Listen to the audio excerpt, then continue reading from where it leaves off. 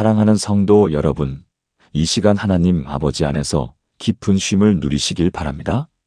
오늘 우리는 재정의 막힘 앞에서 어떻게 하나님 아버지를 의지해야 하는지, 그분의 말씀 안에서 무엇을 붙들어야 하는지를 함께 나누려 합니다. 혹시 지금 통장 잔고를 보며 한숨을 쉬고 계신가요? 밀려오는 청구서들 앞에서 마음이 무거워지신 적 있으시지요? 내일의 생계가 막막하여 잠 못 이루는 밤을 보내고 계신가요? 아침에 눈을 뜨면 가장 먼저 재정 걱정이 밀려오시나요? 그 마음, 하나님 아버지께서 다 아십니다. 주님은 지금도 당신의 그 무거운 짐을 함께 지고 계십니다. 재정의 어려움은 단순히 돈의 문제가 아닙니다. 그것은 우리의 믿음을 시험하고 우리의 영혼을 흔드는 깊은 영적 전쟁입니다. 에베소서 6장 12절 말씀은 이렇게 선포합니다. 우리의 씨름은 혈과 육을 상대하는 것이 아니요 통치자들과 권세들과 이 어둠의 세상 주관자들과 하늘에 있는 악의 영들을 상대함이라. 그렇습니다. 재정의 막힘 뒤에는 우리를 낙심시키고 하나님 아버지로부터 멀어지게 하려는 영적인 공격이 있습니다. 원수는 재정의 위기를 통해 우리의 믿음을 무너뜨리려 합니다. 하나님이 정말 당신을 사랑한다면 왜 이런 어려움을 허락하시겠는가? 하나님이 정말 능력이 있다면 왜 당장 응답하지 않으시는가? 이런 의심의 화살을 우리 마음에 쏘아댑니다.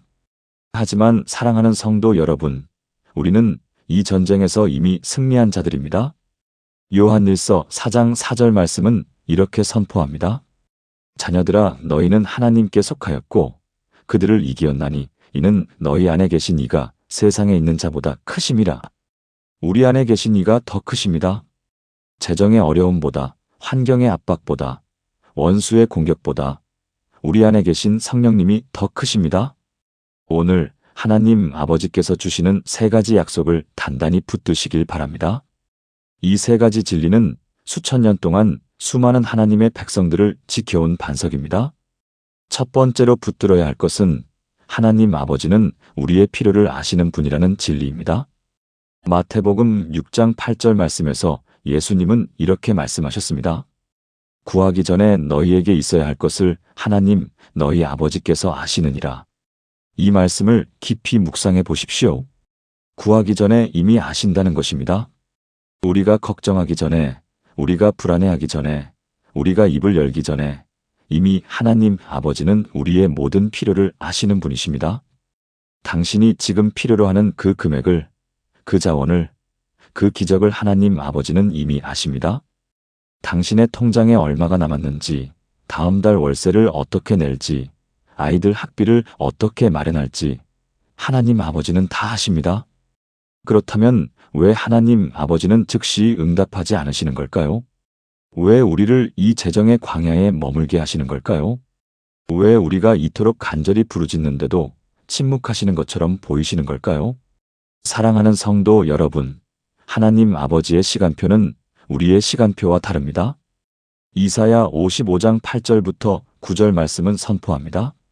이는 내 생각이 너희의 생각과 다르며 내 길은 너희의 길과 다름이니라. 여호와의 말씀이니라. 이는 하늘이 땅보다 높음같이 내 길은 너희의 길보다 높으며 내 생각은 너희의 생각보다 높음이니라. 하나님 아버지의 생각은 우리의 생각보다 높습니다. 그분의 길은 우리의 길보다 높습니다. 하늘이 땅보다 높은 것처럼 그분의 지혜는 우리의 지혜를 초월합니다. 하나님 아버지는 단순히 우리의 통장 잔고를 채우기 원하시는 분이 아닙니다. 그분은 우리의 믿음을 성숙시키고 우리의 영혼을 정죄하기 원하십니다. 그분은 우리를 더 깊은 의존으로, 더 확실한 신뢰로 인도하고 계십니다. 광야의 시간은 결코 버려진 시간이 아닙니다. 그것은 하나님 아버지께서 우리를 훈련시키시는 학교입니다. 믿음의 근육을 키우는 영적 체육관입니다. 이스라엘 백성들을 기억하십니까? 그들은 40년 동안 광야를 걸었습니다. 애굽에서 가나안까지는 직선거리로 불과 며칠이면 갈 수 있는 거리였습니다. 하지만 하나님 아버지는 그들을 40년이나 광야에 머물게 하셨습니다. 신명기 8장 2절부터 3절 말씀은 그 이유를 이렇게 설명합니다. 내 하나님 여호와께서 이 40년 동안에 내게 광야 길을 걷게 하신 것을 기억하라. 이는 너를 낮추시며 너를 시험하사 내 마음이 어떠한지 그 명령을 지키는지 지키지 않는지 알려 하심이라. 너를 낮추시며 너를 줄이게 하시며 또 너도 알지 못하며 내 조상들도 알지 못하던 만나를 내게 먹이신 것은 사람이 떡으로만 사는 것이 아니요 여호와의 입에서 나오는 모든 말씀으로 사는 줄을 내가 알게 하려 하심이니라. 광야는 우리를 낮추는 곳입니다. 우리의 자존심을, 우리의 교만을, 우리의 자기 의존성을 내려놓는 곳입니다. 광야는 우리를 줄이게 하는 곳입니다. 우리 자신의 능력으로는 채울 수 없는 갈급함을 경험하는 곳입니다. 그곳에서 우리는 비로소 하나님 아버지만이 우리의 유일한 공급자이심을 깨닫게 됩니다. 그곳에서 우리는 사람이 떡으로만 사는 것이 아니라 하나님 아버지의 입에서 나오는 모든 말씀으로 산다는 진리를 배웁니다. 생각해 보십시오. 이스라엘 백성들이 광야에서 먹었던 만나를 말입니다. 그들은 매일 아침 하나님 아버지께서 내려주시는 만나를 주워 먹었습니다. 내일을 위해 저축할 수 없었습니다. 모아두면 썩었습니다. 오직 그날 하나님 아버지를 의지해야 했습니다. 출애굽기 16장 4절 말씀은 이렇게 기록합니다. 여호와께서 모세에게 이르시되 보라 내가 너희를 위하여 하늘에서 양식을 비같이 내리리니 백성이 나가서 일용할 것을 날마다 거둘 것이라. 이같이 하여 그들이 내 율법을 준행하나 아니하나 내가 시험하리라. 일용할 양식입니다. 내일 것까지 주시지 않으셨습니다. 왜 그러셨을까요? 하나님 아버지께서 인색하신 분이어서가 아닙니다. 그분은 이스라엘 백성들에게 매일매일 하나님 아버지를 의지하는 법을 가르치고 싶으셨습니다. 오늘도 하나님 아버지께서 공급하실 것이다라는 믿음으로 살아가도록 훈련시키고 싶으셨습니다. 사랑하는 성도 여러분, 혹시 지금까지 당신은 자신의 능력으로, 자신의 지혜로, 자신의 수단으로 살아왔습니까? 혹시 당신의 안전망은 당신의 저축액이었습니까? 혹시 당신의 평안은 당신의 통장 잔고에 달려 있었습니까? 재정의 막힘은 하나님 아버지께서 당신에게 묻고 계시는 질문일 수 있습니다. 너는 정말 나를 신뢰하느냐? 내 통장이 아니라 나를 믿느냐? 내 능력이 아니라 나의 능력을 의지하느냐? 내 계획이 아니라 나의 계획을 신뢰하느냐? 이 질문 앞에 정직하게 서시길 바랍니다. 우리는 입으로는 하나님 아버지를 신뢰한다고 말하지만 실제로는 우리 자신을 의지하며 살아갈 때가 많습니다. 재정의 여유가 있을 때는 하나님 아버지를 믿는 것이 쉽습니다. 하지만 통장이 바닥났을 때, 수입이 끊겼을 때, 예상치 못한 지출이 생겼을 때, 그때 우리의 진짜 믿음이 드러납니다. 잠언 3장 5절부터 6절 말씀은 이렇게 권면합니다. 너는 마음을 다하여 여호와를 신뢰하고 내 명철을 의지하지 말라. 너는 범사에 그를 인정하라. 그리하면 내 길을 지도하시리라. 마음을 다하여 신뢰하라고 했습니다. 반쪽 마음이 아니라 온 마음으로, 조건부가 아니라 무조건적으로 신뢰하라는 것입니다. 내 명철을 의지하지 말라고 했습니다. 당신의 계산을, 당신의 분석을, 당신의 논리를 의지하지 말라는 것입니다. 범사에 그를 인정하라고 했습니다. 재정이 풍족할 때만이 아니라 재정이 막혔을 때도 모든 상황에서 하나님 아버지를 인정하라는 것입니다. 그렇게 할 때 하나님 아버지께서 우리의 길을 지도하신다고 약속하셨습니다. 우리가 볼 수 없는 길을 여시고 우리가 생각지 못한 방법으로 공급하시며 우리를 인도하실 것입니다. 두 번째로 붙들어야 할 것은 하나님 아버지는 신실하신 공급자라는 약속입니다. 빌립보서 4장 19절 말씀은 이렇게 선포합니다. 나의 하나님이 그리스도 예수 안에서 영광 가운데 그 풍성한 대로 너희 모든 쓸 것을 채우시리라. 이 말씀을 주의 깊게 읽어보십시오. 너희 모든 쓸 것입니다. 일부가 아니라 모든 것입니다. 몇 가지만이 아니라 전부입니다. 채우시리라는 미래형입니다. 지금 당장 보이지 않아도 하나님 아버지께서 반드시 채우실 것이라는 약속입니다. 그 풍성한 대로입니다. 우리의 부족한 대로가 아니라 하나님 아버지의 풍성한 대로 채우신다는 것입니다. 하나님 아버지의 공급은 제한적이지 않습니다. 그분의 창고는 고갈되지 않습니다. 시편 50장 10절부터 12절 말씀에서 하나님 아버지는 이렇게 말씀하십니다. 삼림의 짐승들과 천산의 가축이 다 내 것이며 산의 모든 새들도 내가 아는 것이며 들의 짐승도 내 것이미로다. 내가 가령 주려도 내게 이르지 않을 것은 세계와 거기에 충만한 것이 내 것이미로다. 세상의 모든 것이 하나님 아버지의 것입니다. 은행의 모든 금고가, 땅의 모든 자원이, 하늘의 모든 보화가 그분의 것입니다. 산의 모든 가축이, 들의 모든 곡식이, 바다의 모든 물고기가 그분의 것입니다. 그렇다면 그분이 당신의 필요를 채우지 못하실 이유가 있겠습니까? 문제는 하나님 아버지의 능력이 아니라 우리의 믿음입니다. 문제는 하나님 아버지의 자원이 아니라 우리의 신뢰입니다. 성경을 보십시오. 하나님 아버지는 역사 속에서 끊임없이 당신의 백성들을 공급하셨습니다. 엘리야를 생각해 보십시오. 열왕기상 17장 2절부터 6절 말씀을 보십시오. 이스라엘 땅에 3년 반 동안 비가 내리지 않는 극심한 가뭄이 있었습니다. 모든 백성들이 굶주림에 시달렸습니다. 그때 하나님 아버지께서 엘리야에게 명하셨습니다. 여기를 떠나 동쪽으로 가서 요단 앞 그릿 시냇가에 숨어라. 그 시냇물을 마시라. 내가 까마귀들에게 명령하여 거기서 내게 음식을 주게 하리라. 엘리야가 그대로 순종했을 때 놀라운 일이 일어났습니다. 까마귀들이 아침과 저녁으로 떡과 고기를 가져다 주었습니다. 까마귀입니다. 가장 부정한 새로 여겨지는 까마귀를 통해서 말입니다. 하나님 아버지의 공급 방식은 우리의 상상을 초월합니다. 그분은 돌로도 떡을 만드실 수 있는 분이십니다.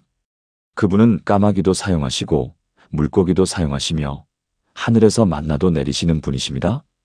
그리고 시냇물이 마르자 하나님 아버지는 엘리야를 사르밧 과부에게 보내셨습니다. 열왕기상 17장 8절부터 16절 말씀을 보십시오. 그 과부는 극심한 가난 속에 있었습니다. 그녀에게 남은 것은 통에 있는 가루 한 움큼과 병에 있는 기름 조금뿐이었습니다. 그녀는 그것으로 마지막 떡을 만들어 자기와 아들이 먹고 죽으려 했습니다.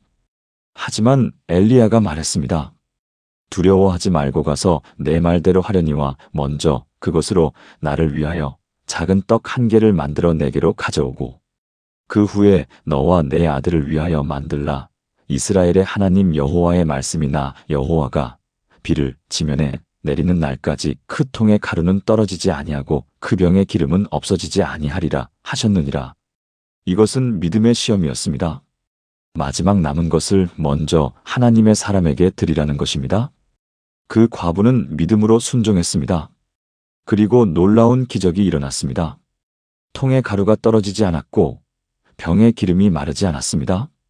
여호와께서 엘리야를 통하여 하신 말씀 같이 되었습니다. 사랑하는 성도 여러분, 이것이 하늘의 경제 법칙입니다.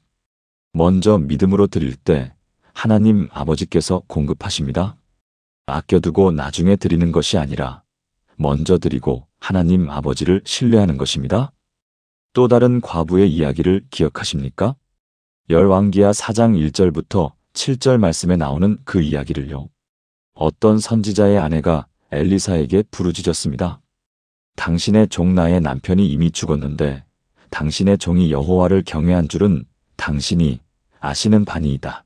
이제 빚준 사람이 와서 나의 2아이를 데려가 그의 종을 삼고자 하나이다. 빚쟁이들이 그녀의 2아들을 종으로 데려가려 했습니다. 그때 엘리사가 물었습니다. 내가 너를 위하여 어떻게 하랴? 내 집에 무엇이 있는지 내게 말하라. 그녀가 대답했습니다. 계집종의 집에 아무것도 없고 기름 1그릇밖에 없나이다. 아무것도 없고 기름 1그릇뿐이었습니다. 하지만 엘리사는 말했습니다. 너는 밖에 나가서 모든 이웃에게 그릇을 빌리되 빈 그릇을 빌리고 조금 빌리지 말고 너는 내 2아들과 함께 들어가서 문을 닫고 그 모든 그릇에 기름을 부어서 차는 대로 옮겨 놓으라. 그녀는 믿음으로 순종했습니다. 그릇을 빌렸고 문을 닫고 기름을 붓기 시작했습니다. 그런데 기적이 일어났습니다. 작은 기름 1그릇에서 끊임없이 기름이 흘러나왔습니다. 그녀가 준비한 모든 그릇이 가득 찰 때까지 말입니다. 또 그릇을 가져오라고 아들에게 말했을 때 다시 그릇이 없나이다 하니 기름이 멈추었습니다. 엘리사가 말했습니다. 너는 가서 그 기름을 팔아 빚을 갚고 남은 것으로 너와 내 아들들이 생활하라. 하나님 아버지는 그녀의 빚을 갚게 하실 뿐만 아니라 남은 것으로 생활하게 하셨습니다. 사랑하는 성도 여러분, 하나님 아버지께는 작은 것이 없습니다. 당신의 손에 지금 무엇이 있습니까? 비록 그것이 보잘것없어 보여도 그것을 하나님 아버지께 드리십시오. 그분은 그것을 배가시키실 것입니다. 오병이어의 기적을 기억하십니까? 요한복음 6장 5절부터 13절 말씀을 보십시오. 5,000명이 넘는 사람들이 예수님의 말씀을 듣기 위해 모여들었습니다. 저녁때가 되었는데 먹을 것이 없었습니다. 예수님께서 빌립에게 물으셨습니다. 우리가 어디서 떡을 사서 이 사람들을 먹이겠느냐? 빌립이 대답했습니다. 각 사람으로 조금씩 받게 할지라도 200데나리온의 떡이 부족하리이다. 인간의 계산으로는 불가능했습니다. 그때 안드레가 말했습니다. 여기 한 아이가 있어 보리떡 5개와 물고기 2마리를 가지고 있나이다. 그러나 그것이 이 많은 사람에게 얼마나 되겠사옵나이까? 보리떡 5개와 물고기 2마리입니다. 그것도 어린아이의 도시락이었습니다. 5,000명을 먹이기에는 턱없이 부족한 양이었습니다. 하지만 예수님은 그 작은 도시락을 받으셨습니다. 축사하시고 사람들에게 나누어 주셨습니다. 그런데 놀라운 일이 일어났습니다. 5,000명이 다 배불리 먹었습니다. 그리고 남은 조각을 거두니 12광주리에 가득 찼습니다. 처음보다 더 많이 남았습니다. 하나님 아버지의 공급은 언제나 우리의 필요를 초과합니다. 그분은 충분히 주시는 분이 아니라 넘치도록 주시는 분입니다. 에베소서 3장 20절 말씀은 이렇게 선포합니다. 우리 가운데서 역사하시는 능력대로 우리가 구하거나 생각하는 모든 것에 더 넘치도록 능히 하실 이에게. 더 넘치도록입니다. 당신이 구한 것보다 더, 당신이 생각한 것보다 더, 당신이 상상한 것보다 더 넘치게 주시는 분이 하나님 아버지이십니다. 역사 속에서 이 진리를 경험한 사람들이 많이 있습니다. 조지 뮬러라는 사람을 아십니까? 그는 19세기 영국에서 살았던 믿음의 사람입니다. 그는 일생 동안 약 10,000명의 고아들을 돌보았습니다. 하지만 놀라운 것은 그는 단 한 번도 사람에게 돈을 달라고 부탁하지 않았다는 것입니다. 오직 하나님 아버지께만 기도했습니다. 어느 날 아침 고아원에 음식이 하나도 남지 않았습니다. 300명의 아이들이 식탁에 앉았지만 먹을 것이 없었습니다. 조지 뮬러는 아이들에게 말했습니다. 자, 우리 기도하고 식사합시다. 그리고 하나님 아버지께 감사 기도를 드렸습니다. 아직 음식이 오지 않았는데도 감사했습니다. 기도가 끝나자마자 문을 두드리는 소리가 들렸습니다. 동네 빵집 주인이었습니다. 오늘 새벽에 잠을 잘 수가 없어서 빵을 구웠습니다. 어떤 이유인지 모르겠지만 이것을 고아원으로 가져가야 할 것 같았습니다. 그가 가져온 빵으로 300명의 아이들이 아침을 먹었습니다. 이런 일이 한두 번이 아니었습니다. 조지 뮬러의 일생 동안 하나님 아버지는 정확한 때에 필요한 것을 공급하셨습니다. 그는 일기에 이렇게 기록했습니다. 하나님께서는 한 번도 우리를 실망시키지 않으셨다.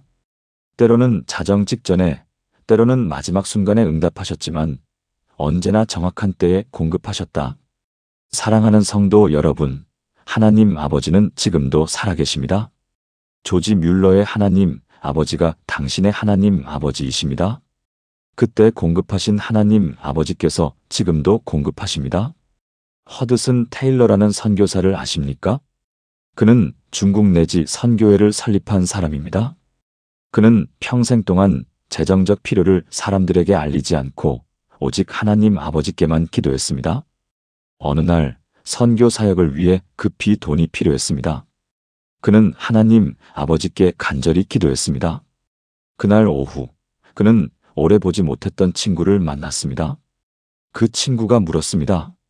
무슨 일이 있습니까? 얼굴에 근심이 가득해 보이는데요. 허드슨 테일러는 대답했습니다. 아무것도 아닙니다. 하나님께서 해결해 주실 것입니다. 그 친구가 말했습니다. 이상하게도 오늘 아침부터 당신 생각이 계속 났습니다. 이것을 당신에게 드려야 할 것 같습니다. 그가 건넨 봉투에는 정확히 필요한 금액이 들어 있었습니다. 한 푼도 모자라지 않고 한 푼도 넘치지 않는 정확한 금액이었습니다. 하나님 아버지의 공급은 이렇게 정확합니다. 그분은 우리의 필요를 아시고 정확한 때에 정확한 방법으로 공급하십니다. 또 한 사람, 조지 워싱턴 카버를 아십니까? 그는 미국의 위대한 과학자이자 발명가였습니다. 노예의 아들로 태어났지만 하나님 아버지를 신뢰하며 살았습니다. 그는 매우 가난했지만 늘 11조를 드렸습니다. 어느 날 누군가가 물었습니다. 당신은 그렇게 가난한데 어떻게 11조를 드릴 수 있습니까? 그가 대답했습니다. 내가 가난해서 11조를 드리지 못하는 것이 아닙니다. 11조를 드리지 않아서 가난한 것입니다. 그는 하나님 아버지를 신뢰했고 하나님 아버지는 그를 들어 사용하셨습니다. 그는 땅콩에서 300가지가 넘는 제품을 만들어냈고 고구마에서도 수많은 제품을 개발했습니다. 그의 발명품들은 남부 농업을 살렸고 많은 사람들에게 일자리를 제공했습니다.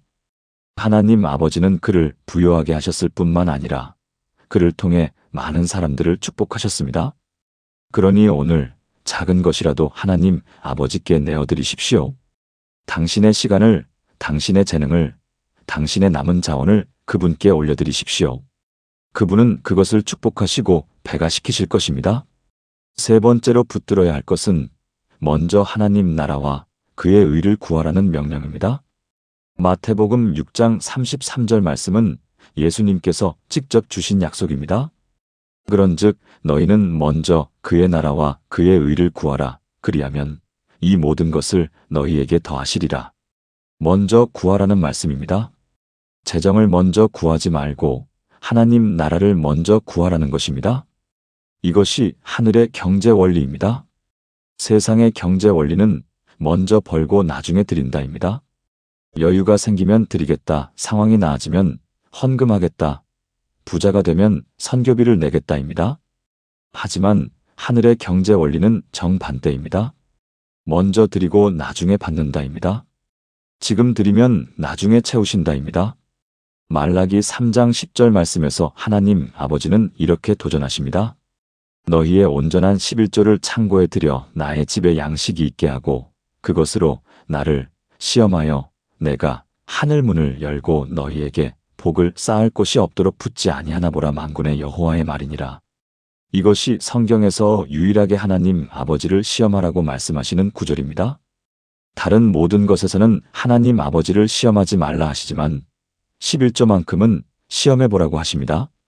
나를 시험하여 내가 하늘 문을 열고 너희에게 복을 쌓을 곳이 없도록 붙지 아니하나 보라. 왜 그럴까요? 하나님 아버지께서 당신의 신실하심을 증명하고 싶으시기 때문입니다.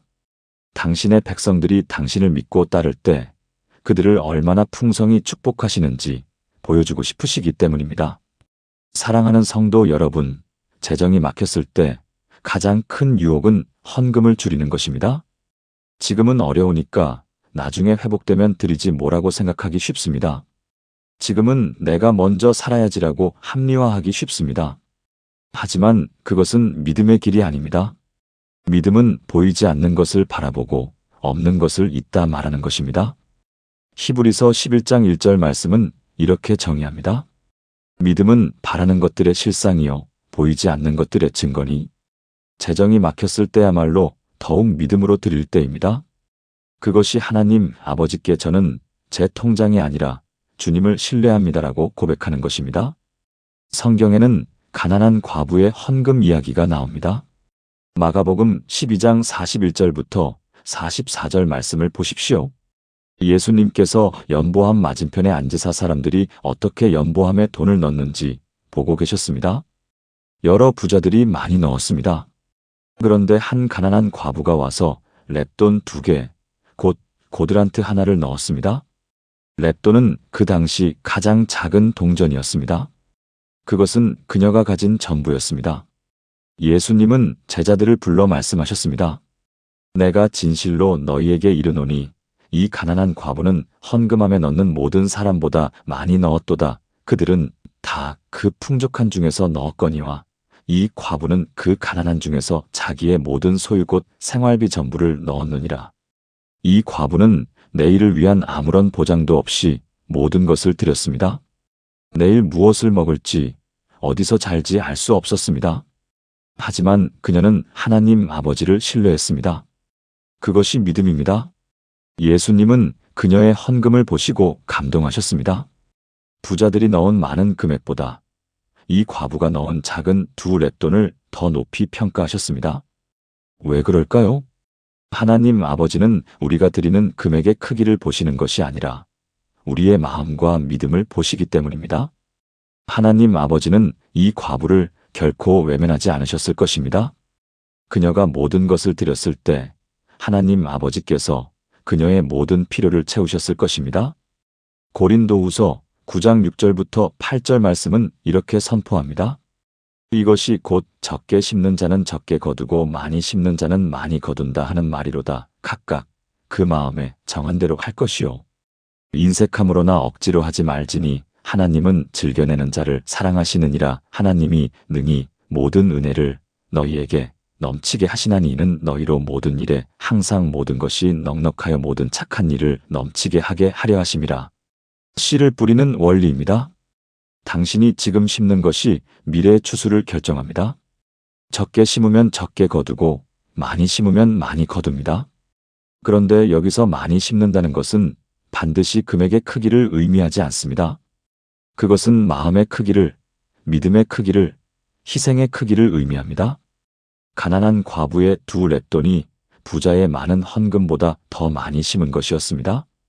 왜냐하면 그녀는 자기 생활비 전부를 드렸기 때문입니다. 즐겨내는 자를 사랑하신다고 했습니다. 의무가 아니라 기쁨으로, 억지가 아니라 자원함으로 드리는 자를 하나님 아버지는 사랑하십니다. 그리고 그런 자에게 하늘 문을 여십니다. 하나님이 능히 모든 은혜를 너희에게 넘치게 하시나니라고 했습니다. 모든 은혜를 넘치게 하신다는 것입니다. 너희로 모든 일에 항상 모든 것이 넉넉하여라고 했습니다. 모든 일에 항상 모든 것이 넉넉하다는 약속입니다. 이것이 먼저 드리는 자들에게 주시는 하나님 아버지의 약속입니다. 르투르노라는 사업가를 아십니까? 그는 미국의 건설 장비 제조업자였습니다. 젊은 시절 그는 11조를 드렸습니다. 하나님 아버지께서 사업을 축복하시자 그는 20%를 드렸습니다. 사업이 더 번창하자 그는 30%, 40%, 50%를 드렸습니다. 나중에는 자기 수입의 90%를 하나님의 나라를 위해 드렸습니다. 10%로 살고 90%를 드린 것입니다. 사람들이 물었습니다. 어떻게 그렇게 할 수 있습니까? 그가 대답했습니다. 하나님께서 내 수입의 10%를 가지고도 축복하실 수 있다면 90%를 가지고는 얼마나 더 축복하시겠습니까? 놀랍게도 그가 90%를 드릴수록 그의 사업은 더욱 번창했습니다. 그는 말년에 이렇게 고백했습니다. 나는 하나님을 이길 수 없었습니다. 내가 드리면 드릴수록 하나님께서는 더 많이 주셨습니다. 사랑하는 성도 여러분, 하나님 아버지는 후하신 분이십니다. 당신이 인색하게 굴면 하나님 아버지도 인색하게 주실 것입니다. 하지만 당신이 후하게 드리면 하나님 아버지는 더욱 후하게 주실 것입니다. 누가복음 6장 38절 말씀은 이렇게 약속합니다. 주라 그리하면 너희에게 줄 것이니 곧 후히 되어 누르고 흔들어 넘치도록 하여 너희에게 안겨주리라. 너희가 헤아리는 그 헤아림으로 너희도 헤아림을 도로 받을 것이니라. 주라고 했습니다. 먼저 주라는 것입니다. 그리하면 너희에게 줄 것이라고 약속하셨습니다. 어떻게 주실까요? 후히 되어 누르고 흔들어 넘치도록 하여 주신다고 했습니다. 곡식대로 재듯이 꾹꾹 눌러 담고 흔들어서 빈틈없이 채우고 그래도 넘치도록 주신다는 것입니다. 이것이 하나님 아버지의 방식입니다. 그분은 짠순이가 아니십니다. 그분은 후하신 분이십니다. 생각해 보십시오. 씨앗을 심지 않고 추수를 기대하는 농부가 어디 있습니까? 아무것도 투자하지 않고 수익을 기대하는 사업가가 어디 있습니까? 재정도 마찬가지입니다. 당신이 지금 심는 것이 미래의 추수를 결정합니다. 재정이 막혔을 때 움켜쥐면 당신은 더 깊은 결핍 속으로 들어갑니다. 하지만 재정이 막혔을 때 믿음으로 드리면 하나님 아버지의 풍성함이 당신에게 흘러들어옵니다. 이것은 단순한 이론이 아닙니다. 이것은 수천 년 동안 증명된 하늘의 경제 법칙입니다. 욥을 기억하십니까? 그는 순간에 모든 것을 잃었습니다. 자녀들을 잃고 재산을 잃고 건강을 잃었습니다. 하지만 그는 하나님 아버지를 원망하지 않았습니다. 욥기 1장 21절 말씀에서 그는 이렇게 고백했습니다. 내가 모태에서 알몸으로 나왔사온즉 또한 알몸으로 그리로 돌아가올지라 주신 이도 여호와시요 거두신 이도 여호와시오니 여호와의 이름이 찬송을 받으실지니이다.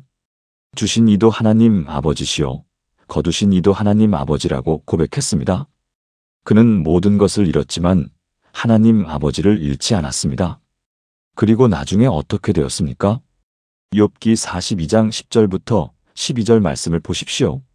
욥이 그의 친구들을 위하여 기도할 때 여호와께서 욥의 곤경을 돌이키시고 여호와께서 욥에게 이전 모든 소유보다 갑절이나 주신지라. 이에 그의 모든 형제와 자매와 이전에 알았던 모든 사람이 와서 그와 함께 그의 집에서 떡을 먹고 여호와께서 그에게 내리신 모든 재앙에 대하여 그를 위하여 슬퍼하며 위로하고 각각 캐시타 하나와 금고리 하나를 주니라.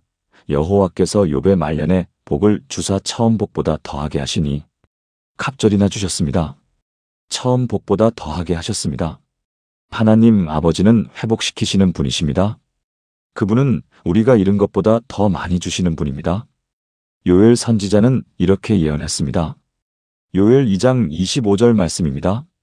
내가 전에 너희에게 보낸 큰 군대 곧 메뚜기와 황충과 반쪽과 팔충이 먹은 횟수대로 너희에게 갚아주리니 먹힌 횟수대로 갚아주신다고 했습니다.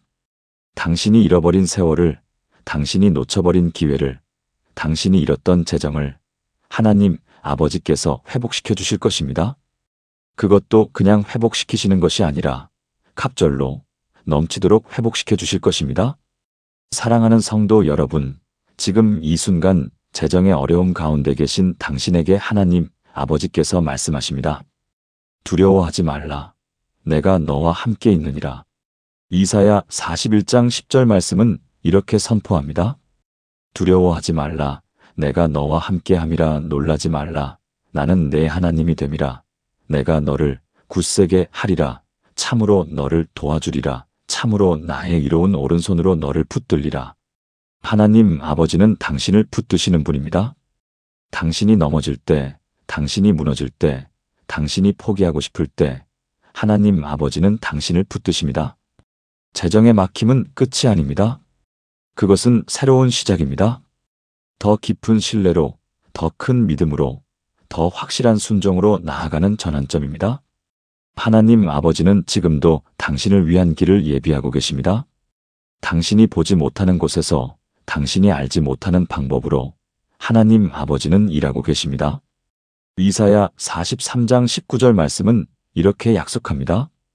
보라, 내가 새 일을 행하리니 이제 나타낼 것이라. 너희가 그것을 알지 못하겠느냐. 반드시 내가 광야의 길을 사막의 강을 내리니. 광야의 길을 사막의 강을 만드시는 분이 하나님 아버지이십니다. 길이 없는 곳에 길을 만드시고 물이 없는 곳에 샘을 터뜨리시는 분입니다. 당신의 재정 상황이 아무리 막막해도 하나님 아버지께는 불가능이 없습니다. 누가복음 1장 37절 말씀은 이렇게 선포합니다. 하나님의 모든 말씀은 능하지 못하심이 없느니라. 모든 말씀이 능하십니다. 하나님 아버지께서 약속하신 것은 반드시 이루어집니다. 그분의 신실하심은 변함이 없습니다. 민수기 23장 19절 말씀은 이렇게 증거합니다. 하나님은 사람이 아니시니 거짓말을 하지 않으시고 인생이 아니시니 후회가 없으시도다. 어찌 그 말씀하신 바를 행하지 않으시며 하신 말씀을 실행하지 않으시랴. 하나님 아버지는 거짓말하지 않으십니다. 그분이 약속하신 것은 반드시 이루어집니다. 지금 당장 보이지 않아도, 지금 당장 느껴지지 않아도 하나님 아버지의 약속은 유효합니다. 그러니 오늘 이 세 가지를 단단히 붙드시길 바랍니다. 첫째, 하나님 아버지는 나의 필요를 아십니다. 둘째, 하나님 아버지는 신실한 공급자이십니다. 셋째, 먼저 그의 나라와 의를 구해야 합니다. 이 세 가지 진리를 붙들 때 당신은 재정의 막힘을 돌파할 수 있습니다. 당신의 믿음은 시험을 통과할 것이고 당신의 영혼은 더욱 강건해질 것입니다.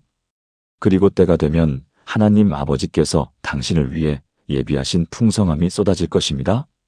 시편 23편 1절 말씀처럼 여호와는 나의 목자시니 내게 부족함이 없으리로다. 부족함이 없습니다. 하나님 아버지께서 당신의 목자가 되실 때 당신에게는 부족함이 없습니다. 그분은 푸른 초장에 누이시고 쉴만한 물가로 인도하시며 영혼을 소생시키시는 분입니다. 사망의 음침한 골짜기를 걸을지라도 두려워하지 않는 것은 주께서 함께 하시기 때문입니다. 주의 지팡이와 막대기가 우리를 안위하시기 때문입니다. 원수의 목전에서도 상을 베푸시고 머리에 기름을 부으시며 잔을 넘치게 하시는 분이 하나님 아버지이십니다. 재정의 막힘은 당신을 멈추게 하는 장벽이 아닙니다. 그것은 당신을 더 높은 곳으로 도약하게 하는 발판입니다. 지금은 어둡고 막막해 보여도 이 터널의 끝에는 빛이 있습니다. 하나님 아버지께서 예비하신 그 빛을 향해 믿음으로 걸어가십시오. 성경에는 룻의 이야기가 나옵니다. 룻기 1장부터 4장 말씀을 보십시오. 룻은 과부가 되었습니다. 남편도 없고 자녀도 없고 재산도 없었습니다. 시어머니 나오미도 과부였습니다. 두 과부가 함께 베들레헴으로 돌아왔을 때 그들에게는 아무것도 없었습니다. 하지만 룻은 시어머니를 섬기며 보리 이삭을 주었습니다. 가난했지만 성실했고 어려웠지만 최선을 다했습니다. 그런데 하나님 아버지께서 그녀를 보고 계셨습니다. 보아스라는 부자가 그녀를 주목했고 나중에 그녀와 결혼했습니다. 룻은 가난한 과부에서 부자의 아내가 되었습니다. 그리고 그녀는 오벳을 낳았고 오벳은 이새를 낳았고 이새는 다윗을 낳았습니다. 룻은 다윗의 증조 할머니가 되었고 결국 예수님의 족보에 들어가는 영광을 얻었습니다. 하나님 아버지는 가난한 이방 여인 룻을 들어 사용하셨습니다. 그녀의 재정적 어려움이 끝이 아니었습니다. 그것은 하나님 아버지의 놀라운 계획의 시작이었습니다. 요셉을 생각해 보십시오. 그는 형들에게 팔려 애굽의 종이 되었습니다. 노예로 팔려갔을 때 그의 미래는 절망적으로 보였습니다. 보디발의 집에서 충성스럽게 일했지만 누명을 쓰고 감옥에 갇혔습니다. 감옥에서도 최선을 다했지만 그를 도와주겠다던 사람은 그를 잊어버렸습니다. 창세기 40장 23절 말씀은 이렇게 기록합니다. 술 맡은 관원장이 요셉을 기억하지 못하고 그를 잊었더라. 요셉은 잊혀진 사람이었습니다. 하지만 하나님 아버지는 그를 잊지 않으셨습니다. 때가 되자 하나님 아버지는 요셉을 감옥에서 꺼내어 총리로 세우셨습니다. 하루아침에 죄수에서 총리가 되었습니다. 요셉은 나중에 형들에게 이렇게 말했습니다. 창세기 50장 20절 말씀입니다. 당신들은 나를 해하려 하였으나 하나님은 그것을 선으로 바꾸사 오늘과 같이 많은 백성의 생명을 구원하게 하시려 하셨나니 사람들은 그를 해하려 했지만 하나님 아버지는 그것을 선으로 바꾸셨습니다. 재정의 어려움도 마찬가지입니다. 원수는 그것으로 당신을 무너뜨리려 하지만 하나님 아버지는 그것을 통해 당신을 세우실 것입니다.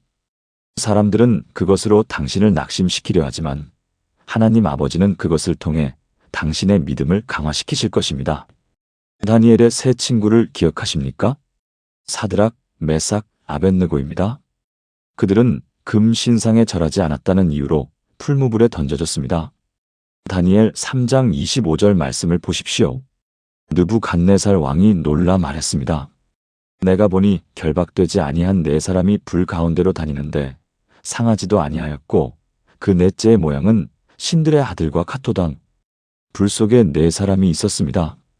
세 사람을 던졌는데 네 사람이 보였습니다. 넷째 분이 누구입니까? 하나님의 아들, 곧 예수님이셨습니다. 그들이 불 속에 있을 때 예수님께서 함께 계셨습니다. 사랑하는 성도 여러분, 당신이 재정의 불 속에 있을 때 예수님께서 함께 계십니다. 당신 혼자가 아닙니다.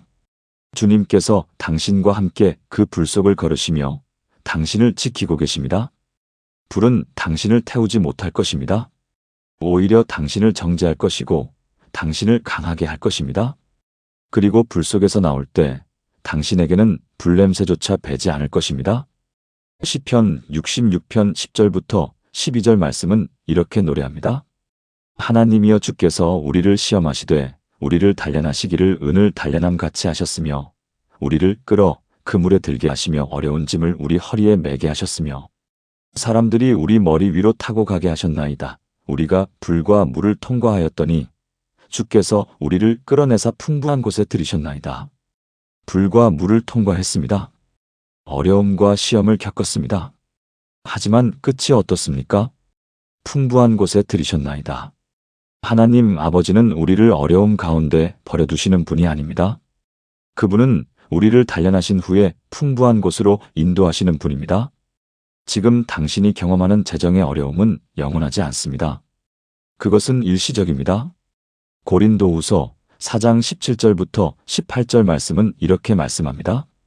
우리가 잠시 받는 환난에 경한 것이 지극히 크고 영원한 영광에 중한 것을 우리에게 이루게 함이니 우리가 주목하는 것은 보이는 것이 아니요 보이지 않는 것이니 보이는 것은 잠깐이요 보이지 않는 것은 영원함이라.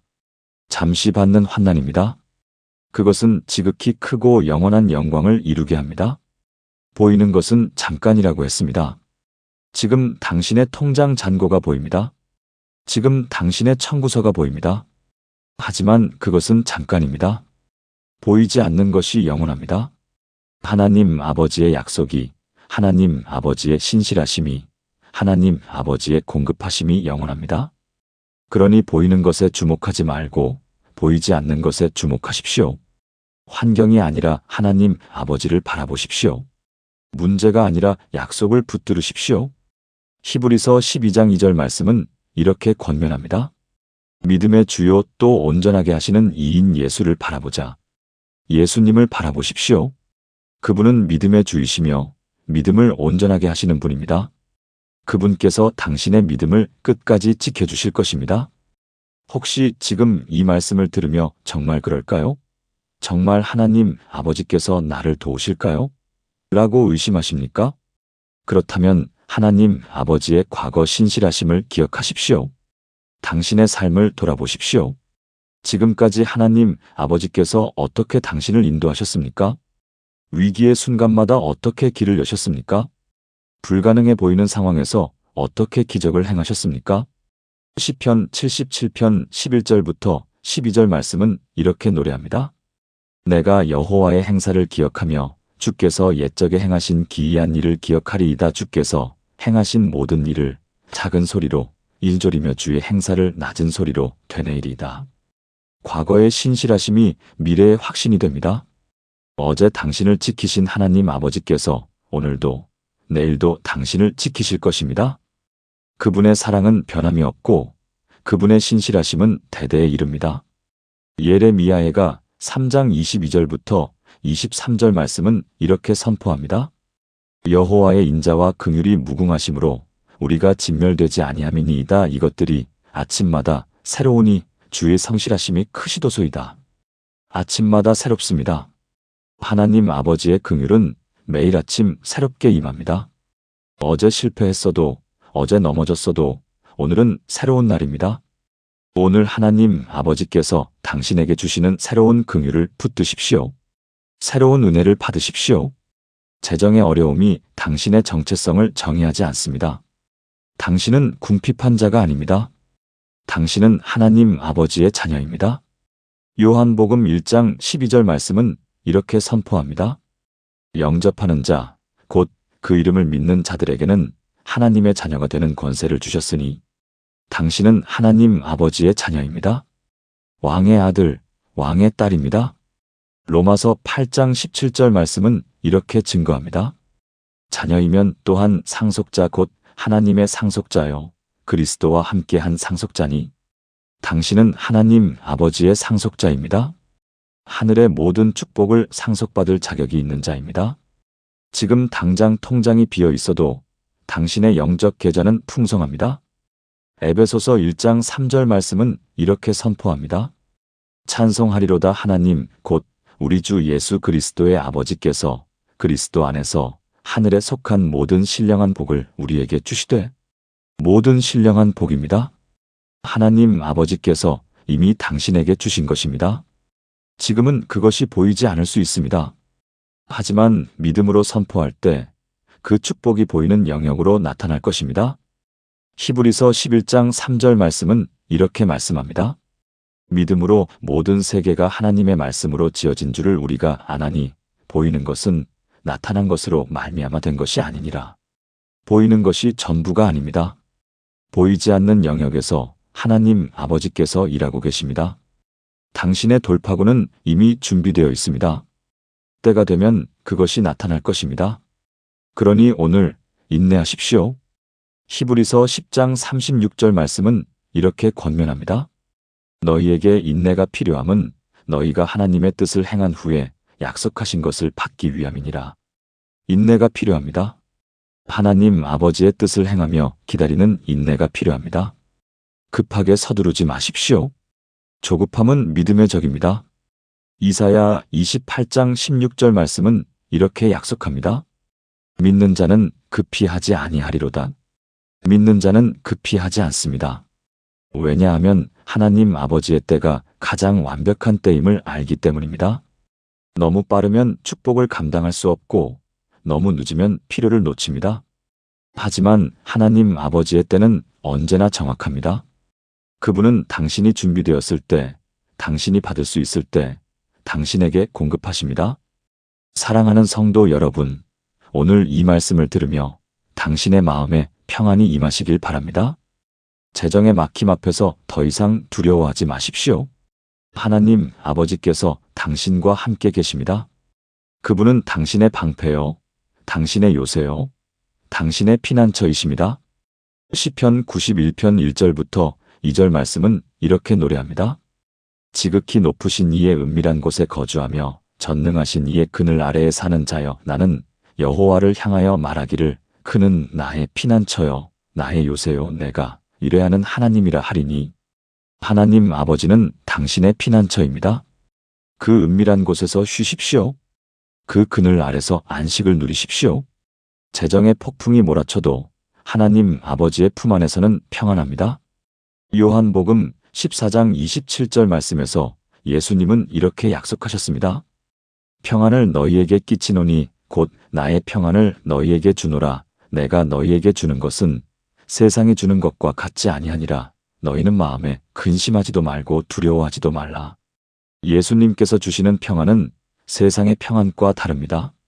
세상의 평안은 환경에 따라 변하지만 예수님의 평안은 환경을 초월합니다. 통장 잔고가 얼마든 청구서가 얼마나 쌓여있든 예수님의 평안은 당신의 마음을 지킬 수 있습니다. 빌립보서 4장 6절부터 7절 말씀은 이렇게 약속합니다. 아무것도 염려하지 말고 다만 모든 일에 기도와 간구로 너희 구할 것을 감사함으로 하나님께 아뢰라. 그리하면 모든 지각에 뛰어난 하나님의 평강이 그리스도 예수 안에서 너희 마음과 생각을 지키시리라. 아무것도 염려하지 말라고 했습니다. 재정 걱정도 미래에 대한 불안도 모든 염려를 내려놓으라는 것입니다. 대신 무엇을 하라고 했습니까? 기도와 간구로 감사함으로 하나님 아버지께 아뢰라고 했습니다. 그리하면 모든 지각에 뛰어난 평강이 우리 마음과 생각을 지킨다고 약속하셨습니다. 모든 지각에 뛰어난 평강입니다. 이해할 수 없는, 설명할 수 없는 평안입니다. 상황은 여전히 어렵지만 마음은 평온한 그런 초자연적인 평안을 하나님 아버지께서 주십니다. 그러니 오늘 이 평안을 붙드십시오. 근심을 내려놓고 염려를 내려놓고 두려움을 내려놓으십시오. 그리고 하나님 아버지의 평안으로 당신의 마음을 채우십시오. 베드로전서 5장 7절 말씀은 이렇게 권면합니다. 너희 염려를 다 주께 맡기라. 이는 그가 너희를 돌보심이라. 맡기십시오. 그냥 놓아버리십시오. 더 이상 붙들고 있지 마십시오. 당신이 걱정한다고 해서 문제가 해결되지 않습니다. 하지만 하나님 아버지께 맡기면 그분께서 해결하십니다. 그분은 당신을 돌보시는 분입니다. 당신을 사랑하시고 당신을 지키시며 당신을 인도하시는 분입니다. 마지막으로 오늘 하나님 아버지께서 당신에게 주시는 약속의 말씀을 붙드시길 바랍니다. 신명기 28장 12절부터 13절 말씀입니다. 여호와께서 너를 위하여 하늘의 아름다운 보고를 여시사 내 땅의 때를 따라 비를 내리시고 내 손으로 하는 모든 일에 복을 주시리니 내가 많은 민족에게 꾸어줄지라도 너는 꾸지 아니할 것이요 여호와께서 너를 머리가 되고 꼬리가 되지 않게 하시며 위에만 있고 아래에 있지 않게 하시리니 하늘의 보고가 당신을 위해 열릴 것입니다. 때를 따라 비가 내릴 것입니다. 당신의 손이 하는 모든 일에 복이 임할 것입니다. 당신은 꾸는 자가 아니라 꾸어주는 자가 될 것입니다. 당신은 머리가 되고 꼬리가 되지 않을 것입니다. 위에만 있고 아래에 있지 않을 것입니다. 이것이 하나님 아버지의 약속입니다. 이 약속을 믿으십니까? 그렇다면 아멘으로 화답하십시오. 그리고 이 약속이 당신의 삶에 이루어지는 것을 기대하십시오. 하나님 아버지는 신실하신 분입니다. 그분께서 약속하신 것은 반드시 이루어집니다. 지금은 어두운 밤이지만 아침이 올 것입니다. 지금은 겨울이지만 봄이 올 것입니다. 지금은 씨 뿌리는 때이지만 추수의 때가 올 것입니다. 시편 126편 5절부터 6절 말씀은 이렇게 노래합니다. 눈물로 씨를 뿌리는 자는 기쁨으로 거두리로다. 울며 씨를 뿌리러 나가는 자는 반드시 기쁨으로 그 곡식 단을 가지고 돌아오리로다. 울며 씨를 뿌리는 이 시간이 헛되지 않습니다. 때가 되면 기쁨으로 거둘 것입니다. 단을 가득 안고 돌아올 것입니다. 그러니 오늘 낙심하지 마십시오. 포기하지 마십시오. 믿음을 놓지 마십시오. 하나님 아버지께서 당신과 함께 계십니다. 그분은 당신을 결코 버리지 않으시고 결코 떠나지 않으십니다. 신명기 31장 6절 말씀은 이렇게 약속합니다. 강하고 담대하라. 두려워하지 말라. 그들 앞에서 떨지 말라. 이는 내 하나님 여호와 그가 너와 함께 가시며 결코 너를 떠나지 아니하시며 버리지 아니하실 것임이라. 결코 떠나지 않으십니다. 결코 버리지 않으십니다. 이것이 하나님 아버지의 약속입니다. 이 약속을 붙들고 일어서십시오. 재정의 막힘을 돌파하십시오. 믿음으로 전진하십시오. 하나님 아버지께서 당신 앞에 길을 여실 것입니다. 사랑하는 성도 여러분, 오늘 이 시간 당신의 마음에 평안이 임하시길 바랍니다. 하나님 아버지의 사랑 안에서 쉬십시오. 그분의 약속 안에서 안식하십시오. 재정의 어려움은 일시적이지만 하나님 아버지의 사랑은 영원합니다. 환경은 변해도 하나님 아버지는 변함이 없으십니다. 그분을 신뢰하십시오. 그분께 의지하십시오. 그분 안에서 쉼을 누리십시오. 하나님 아버지께서 당신을 사랑하십니다. 그분은 지금도 당신을 위해 길을 예비하고 계십니다. 보이지 않는 곳에서 기적을 준비하고 계십니다. 때가 되면 모든 것이 드러날 것입니다. 그러니 오늘 믿음으로 서십시오. 소망으로 걸어가십시오. 사랑 안에서 쉬십시오. 하나님 아버지께서 당신과 함께 계십니다. 함께 기도하시겠습니다. 사랑하는 하나님 아버지, 감사합니다. 오늘 이 시간 주님 앞에 나와 재정의 어려움을 내려놓습니다. 막막한 상황 가운데서도 주님의 말씀을 들을 수 있게 하심을 감사합니다. 하나님 아버지, 고백합니다. 때로 저는 제 능력을 의지하고 제 지혜를 신뢰하며 살았습니다. 통장 잔고에 평안을 두고 제 수입에 기쁨을 두었습니다. 제 계획을 앞세우고 주님의 인도하심을 구하지 않았습니다. 용서해 주옵소서. 하나님 아버지께서 저의 유일한 공급자이심을 고백합니다. 주님만이 저의 참된 안전망이시며 저의 피난처이십니다. 하나님 아버지, 간구합니다. 지금 이 재정의 막힘을 통해 저를 더 깊은 신뢰로 인도하여 주옵소서.